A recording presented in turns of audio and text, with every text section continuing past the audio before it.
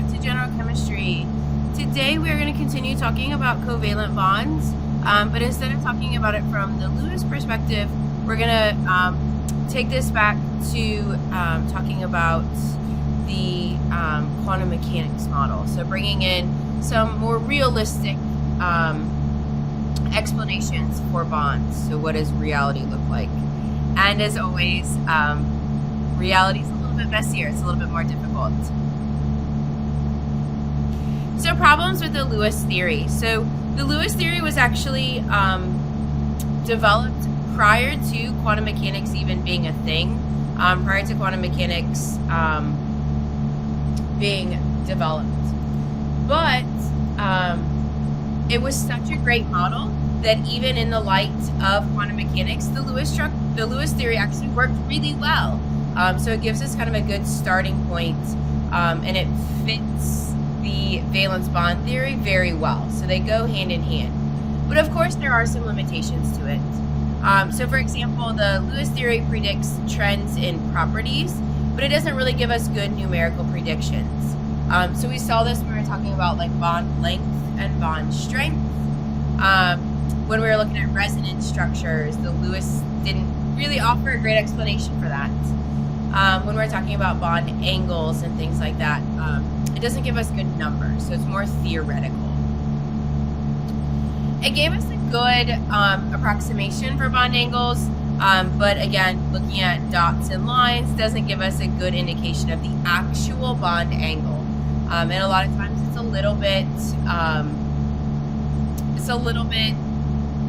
tricky to see on a two-dimensional paper. So certainly some limitations. So the valence bond theory, this is going to be the theory that we talk about this chapter, and it's going to take us into a more realistic view of what bonds look like. So the valence bond theory are going to have electrons residing back in those quantum mechanic orbitals. So remember, those quantum mechanic atomic orbitals are s orbitals and p orbitals and d orbitals. So we're going to talk about how electrons in those types of orbitals will create bonds. What does that look like? A covalent bond will be a result of overlapping of two half-filled atomic orbitals. So an example of this might look like this. So here is an s orbital, and here is, in a different atom, another s orbital. So s orbitals are spheres. And each one of these orbitals is half filled. So remember, each orbital can hold up to 2 electrons. So this one would have maybe 1 electron. This one would have 1 electron as well. And a covalent bond will result when these 2 orbitals overlap.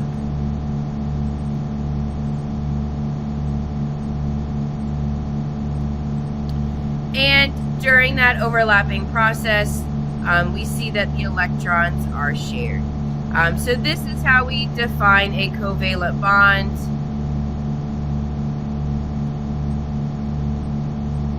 According to the valence bond theory. So it's the result of the overlap between 2 half-filled atomic orbitals. And it doesn't have to be s orbitals. So we could overlap p orbitals, we could overlap d orbitals, we could overlap an s and a p, we can overlap an s and a d. So lots of combinations that we can make. But just know that it is overlapping atomic orbitals. The geometry of these overlapping orbitals determines the shape of the molecule. So we'll see how these orbitals kind of stack up or line up. And we'll see a lot of the same shapes that we saw before. But that's how they're predicted. And then lastly, the orbitals may not or can be standard orbitals, so the s, p, d, and f, but they also may do something called hybridize. So it can be a combination of hybrid orbitals as well. So once we introduce this idea of a hybrid orbital, then we can talk more about like an s overlapping with a hybrid or a p overlapping with a hybrid. But just know that it could be a standard or it could be a hybrid. Here's just a picture of what I tried to draw before. So here is A is that overlapping orbital. Here we're overlapping a p orbital and an s orbital. And here we're overlapping 2 p orbitals. So just to give you guys a picture of what this overlap looks like. All right, so let's talk about how bonds form. If a bond has to be an overlap between 2 half-filled orbitals, that must mean that when we look at the orbital diagrams, we've got half-filled orbitals or boxes to overlap. So here we see the orbital diagrams for hydrogen and sulfur. So the molecule that we're putting together is H2S.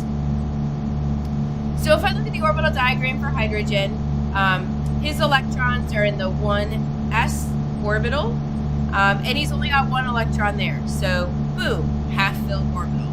So each hydrogen is a half-filled orbital.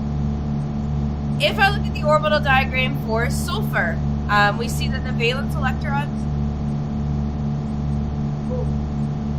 are in the 3rd energy level. And as they're filling up that 3rd energy level, we've got 2 in the 3s orbital. And then we've got 4 in the 3p orbital. And then, awesome enough, that p orbital has 2 boxes that are half filled. So 2 opportunities to create a bond. So one of the covalent bonds is going to be between a hydrogen and this half-filled p orbital. Another bond is going to be between a hydrogen and a half-filled p orbital. And here we've got our H2S. If we were to draw the Lewis structure for this, so if we were to predict the Lewis structure, it would look very similar. So we'd have 2 hydrogens, and then sulfur would have 2 lone pairs. So here's the lone pairs for sulfur, and then here's one opportunity for a bond, and here's the other opportunity. So in this case, Lewis structure, valence bond theory work in perfect alignment with one another, with standard orbitals. But if we look at another molecule, the standard orbitals, Lewis structure, valence bond theory, and they don't all mesh well. So here we've got CH4 is our molecule. If we were to use the Lewis theory, we would predict a molecule that looks like this. And if I were to experimentally test this, I would have a molecule that looks like that. So again, tetrahedral is our geometry. We've got 4 bonds with that carbon atom. But let's look at the valence bond theory as is. So hydrogen is still a half-filled orbital, right? So we've got 4 of these hydrogens, and they're available to make a bond. But if I look over here at the orbital diagram for carbon, so carbon, we are putting valence electrons into the 2nd energy level. 2 of those valence electrons go into the 2s. The other 2 go into the 2p. But remember that the valence bond theory, we need unpaired electrons in order to make a bond. So according to what we see on this screen, how many bonds is carbon able to make? Well, according to what's on the screen right now, he can only make 2 bonds. But we predicted that he's going to make 4. So this is a case where the valence bond theory wasn't fully developed yet. So we know in reality that carbon makes 4 bonds. Now we have to have a way to kind of explain this process using the valence bond theory. So here's our theoretical prediction. It broke down. What we actually find is that these orbitals in the carbon atom, they're not just standard orbitals. So carbon is going to do 2 things. The first thing he's going to do is he's going to promote one of these electrons from the s orbital up to the p orbital. So if he expends a little bit of energy and he moves that electron, well, now we see 4 unpaired electrons. Now we have the opportunity for 4 bonds to be made. But the other thing that we observed in reality was the fact that all 4 of these bonds were exactly the same. So the way that it's written, one of them is a bond with an S, 3 of them are a bond with a P. So not only does carbon kind of push that electron up to the P, it also takes these 4 boxes and it hybridizes them. So it meshes them all together. So out comes 4 orbitals that are exactly the same. So let's take a look at all this. So orbital hybridization. Orbitals in a molecule are not necessarily the same as the orbitals in the atom. So they might rearrange themselves to just set themselves up for more bonds. It is a mathematical procedure to combine the standard orbitals to make new ones. So remember, all of these are just solutions to the Schrodinger equation. So all of these orbitals are just mathematical procedures anyway. So what we're doing here is we're just combining them mathematically to make 4 orbitals that are exactly the same. So here's what a hybrid orbital looks like. So this hybrid orbital is a mix of s orbitals and 3 of the p orbitals. So we smash them all together. So think about taking like red Play-Doh and blue Play-Doh, and then you just kind of like smash it all together, and out pops a big pile of purple Play-Doh. Okay, so that's what's going on here. Here is our hybrid orbital. So not only is it a combination of the standard, but we also see that it's a very advantageous design. So this little end of the orbital is going to face on the inside, so all of these can get very, very close together. And then this big fat orbital side over here is going to be the one that kind of sticks out, available for bonding, available for overlap. So it's a very advantageous design as well. It's going to maximize overlap. These electrons are still kind of in these orbitals. They're just in a new shape. We talked about this. So that advantageous design strengthens the bond because it's maximum overlap. And to do this, right, to promote that electron, to rearrange or hybridize these orbitals, that does cost energy. But the payout is such a large payout that the minor cost up front isn't a big deal.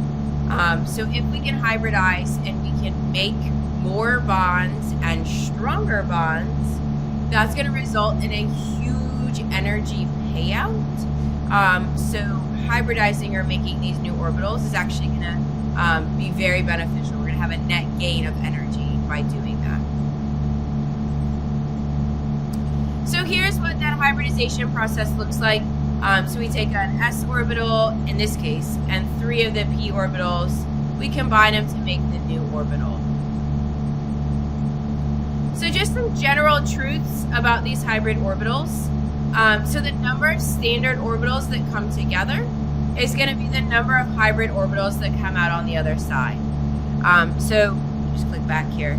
If I put in an s orbital, a p orbital, a p orbital, a p orbital, so I put in 1, 2, 3, 4, what's going to come out on the other side is 4 hybridized orbitals. Okay. If I only put in 3, so let's say I put in 1 s and 2 of the p's, what would come out is 3 hybrid orbitals. So that's a big take home. Whatever you put into the hybrid machine, that's how many you're going to get out on the other side. 4 atomic orbitals can hybridize to produce 4 hybrid orbitals. For now, we'll talk about exceptions to the rule later. But that's the maximum number. So you could put in 2, you could put in 3, or you could put in 4.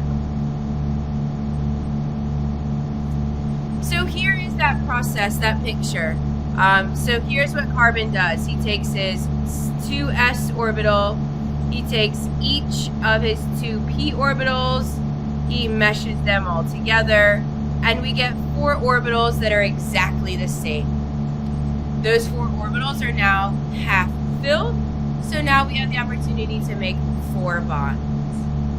The other thing I love about this graphic, I think it does a great job with it, is the fact that by mixing these orbitals, the energy of these orbitals change. So remember, s orbitals are lower in energy, that's why we fill them first.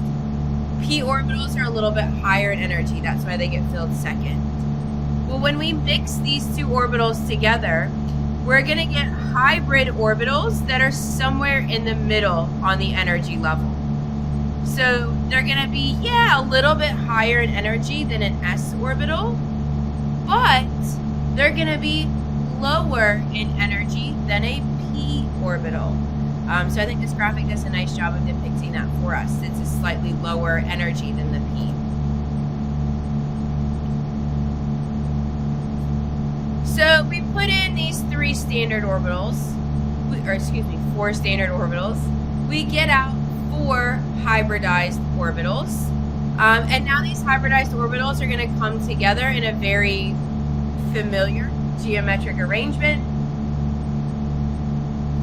And what we see here is these 4 hybrid orbitals come together in a tetrahedral arrangement.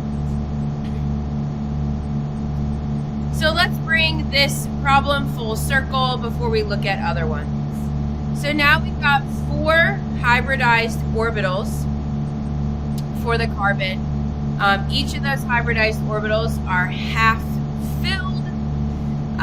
And now we have the opportunity for 4 hydrogens to come in and make a bond. So now our observed reality of 4 bonds is now our theoretical reality of these hybridized orbitals. The last thing I want to talk about on this slide is the name of these hybrid orbitals. So this is probably the least creative name that we have in chemistry. So we name this hybrid orbital by exactly what we put in it. So this hybrid orbital was made by mixing 3 p orbitals and 1 s orbital. So we call that sp3 hybridized.